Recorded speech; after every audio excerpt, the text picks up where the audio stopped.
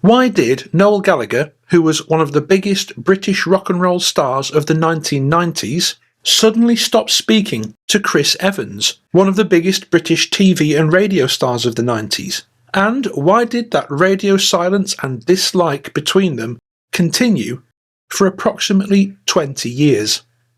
Let me set the scene for you. In 1997, Oasis was set to release their third studio album, and the hype and promo for it was everywhere. It was bigger than anything else I'd ever seen at the time. Oasis were just massive. They had released What's the Story Morning Glory in 1995, which at the time was the second fastest selling album in the UK ever, just behind Michael Jackson's Bad. It was number 1 for weeks, it was in the top 3 of the UK album charts for 7 months, and at its peak it was selling 200,000 copies a week, with the result that it went 4 times platinum. Oasis were so big at this point that they were literally reshaping UK culture around themselves. The band played their vast record-breaking Nebworth shows the next year, in '96, to 250,000 people. And the sense was everywhere that the next year as well, in 1997, this upward trend was only going to continue, and we were all watching with bated breath to see what they were going to do next to take over the world. In promoting a new rock and roll album in the 1990s in the UK, which was still largely pre-internet and entirely pre-smartphone, there were 3 main TV shows that really mattered. There was the chart show on ITV, which was probably the least important. It was just a compilation of different clips of music videos. There was Top of the Pops on the BBC, which was a kind of jack-of-all-trades music show. It would regularly show really good music and top-quality bands, but it would also regularly show some total garbage. For guitar bands, lad culture and rock and roll, really the most important music show of the 90s was on Channel 4. It was called TFI Friday, and it was hosted by this man, Chris Evans. And because that show didn't try to be all things to all men, it very quickly became the most important show on TV for guitar bands. And not just for discovering great new music, but also for learning who was considered cool and who definitely was not. And you would imagine it was probably a high priority in the Oasis camp to keep things sweet with Chris Evans. And, as it happened, Chris Evans was a huge supporter of the band pretty much all throughout their rise. Oasis as a band never actually performed on TFI Friday, and that's largely because TFI Friday started right at the beginning of 1996, same year Oasis played Nebworth, so by that time they were just miles too big. But even before TFI Friday had been launched in '96, Chris Evans had been championing the band. Chris was the host when they performed on Top of the Pops with Some Might Say, their first number 1, during which he massively bigged them up. This is Top of the Pops, and if you turn over now, your TV will automatically explode, or even worse, you might have to watch the rest of Emmerdale. And besides, why would you want to turn over when Oasis are here to see you? And they're going to play the first ever TV performance of their brand new song. It's the best song around. It is Some Might Say. There were also posters of Oasis in the background of the studio when Chris conducted interviews on TFI. Chris was up on stage with them at the Brit Awards in 1996 when they swept the board. And you can see they were all clearly good mates. Now, you're not performing tonight because you're here for you're having a laugh. Before we go any further, right, surely the security of this place can send up more than fucking ginger bollocks to throw us off the stage. No, you don't have to. A ginger bloke geezer, right, cannot throw Oasis off the stage, so come on. We don't want you to go, we want you to stay here. But that's not all. From 1995 to 1997, Chris Evans was, hands down, the most popular DJ on BBC Radio 1. Back then, Radio 1 was it, as far as music was concerned. TFI Friday was the most important music show, Radio 1 was the most important radio station, and billing top on both was Chris Evans.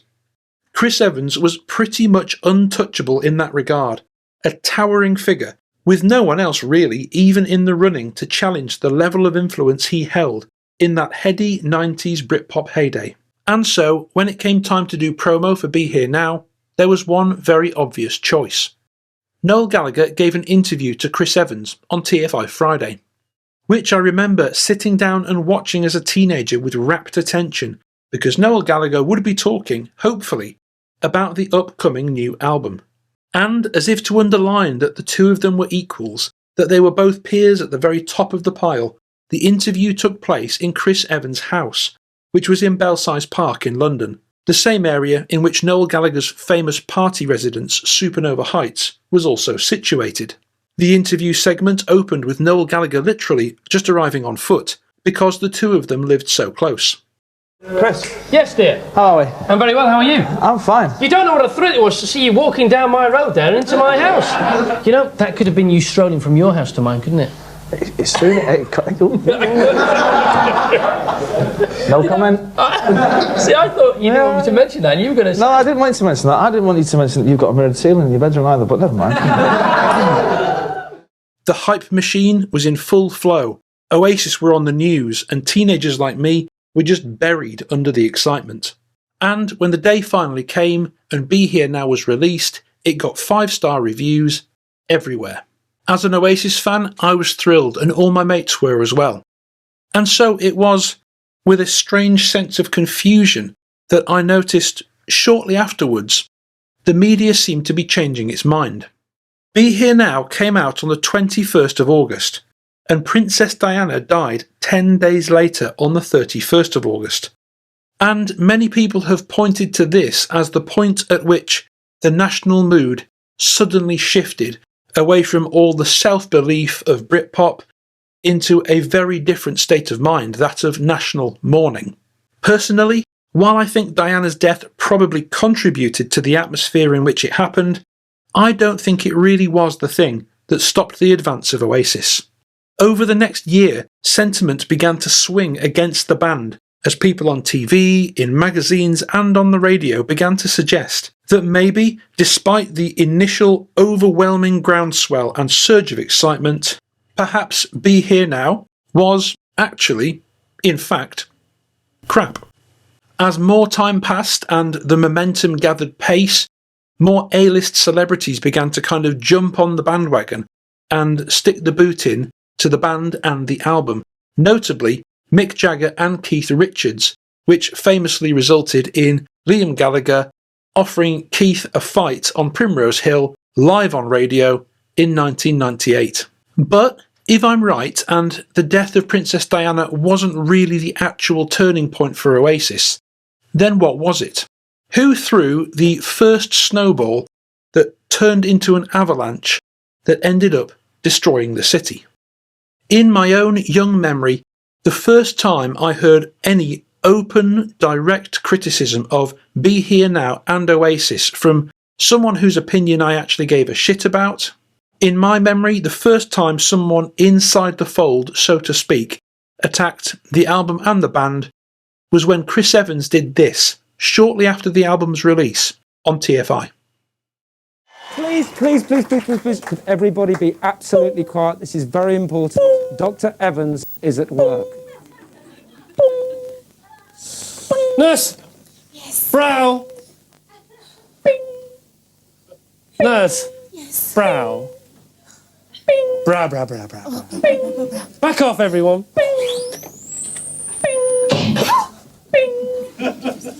Nurse Brow! Yes.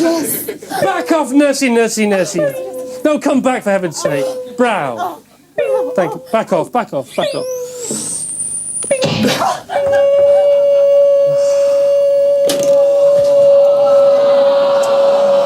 I'm sorry, ladies and gentlemen.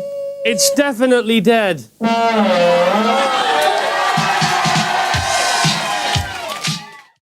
I remember it so clearly because I remember the sense of annoyance and kind of indignation and going, no, it's not dead, it's bloody brilliant. I wasn't used to hearing Chris Evans say something I disagreed with so strongly. And if that skit made me feel a bit uncomfortable and concerned as a young Oasis fan, I wonder what Noel Gallagher felt about it. As it happens, Chris actually tells us in one of his books, saying, "We opened one episode of our show by trying to resuscitate the new Oasis album Be Here Now. It was not a good album. Danny wrote this skit where I would have a defibrillator held against the album in an attempt to bring it back to life, as if it were a heart attack victim. Be Here Now was a dog, in my opinion, and as nobody would say a word against Oasis at the time, what we did was all the funnier in my eyes. Now, did you notice what Chris said there? At that time, no one would say a word against Oasis. Here, he seems to confirm what my memory is of that time as well, that he was the first serious rock and roll insider to attack the album. Chris continues, Noel Gallagher hasn't spoken to me since. His brother Liam and I, on the other hand, get along fine. A far more convivial individual altogether. And that gives you just some idea of the impact that TFI Friday skit had on Noel. It pissed him off so much that he stopped speaking to probably the most important and influential media personality in the whole nation at the time. And why did that cheeky but fairly innocent seeming sketch cause such a furious reaction? I don't really know, but as you've probably gathered by now, I kind of view that as the instigating incident, the throwing of the first stone that caused the landslide. I don't think Chris intended this, but I think when he released that skit, it kind of opened the floodgates. And I think the resulting pile-on that followed brought about the end of Oasis's upward momentum, and it did so before they'd actually fully achieved everything they'd set out to do. Noel Gallagher famously did have a master plan. They were hoping to go out there and take over the whole world just like the Beatles did. But at some point following the release of Be Here Now, the media and the press, who had been their supporters up until that point, turned. And it's not hard to imagine that as he watched everything he had built start to suddenly crumble around him, Noel Gallagher probably felt seriously stabbed in the back. Saying or doing outrageous things literally just for a laugh was a massive part of lad culture at the time, and the inevitable downside of that was people were always taking it too far. They were always going a bit over the line. The ironic thing being, Noel did similar stuff to other people all the time himself as well. I think Noel Gallagher was genuinely just trying to make people laugh and generate headlines in the language of the day, and I also genuinely think that here, Chris Evans was doing exactly the same. But the problem is with that kind of brinksmanship that when the person saying it is someone of enormous influence, the consequences for the person on the receiving end of the joke can be pretty severe. To this day, there remain multiple theories as to why Britpop came to an end. Some people reckon the album really was crap, and that was all there was to it. I, of course, disagree with that.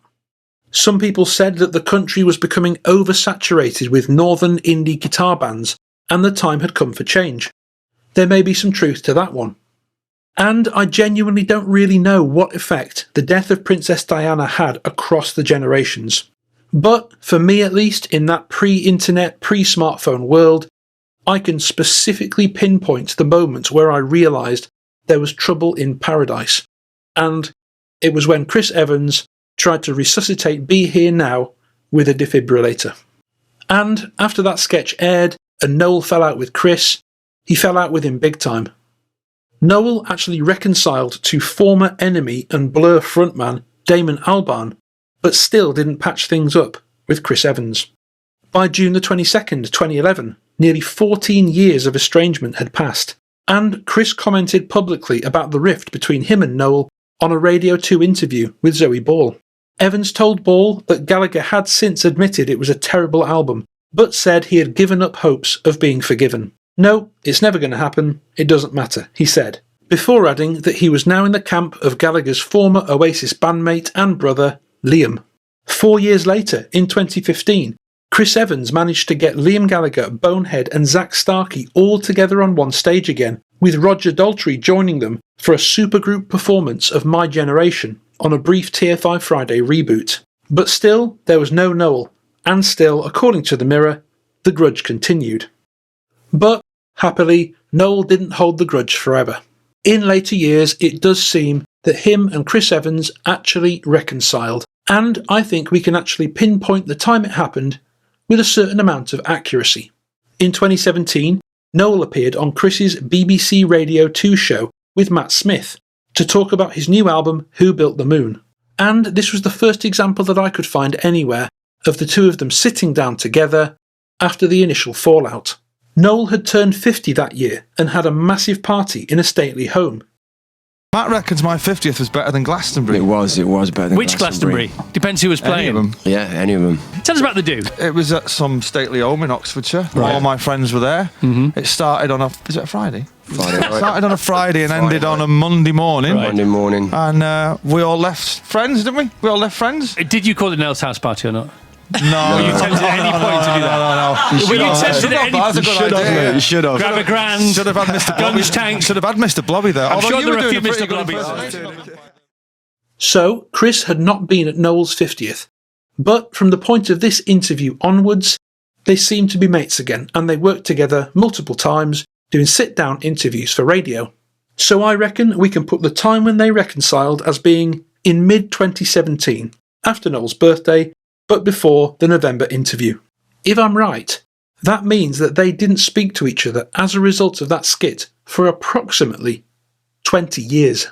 Of course, in reality, it's hard to know precisely what effect Chris Evans' skit actually had. And perhaps it actually is a good thing that today we don't have TV personalities with that level of influence and power. Perhaps it's for the best, because as Noel Gallagher and Chris Evans have both separately found out, a joke, when taken too far, can cause a pile-on that quite literally changes the direction of somebody else's life.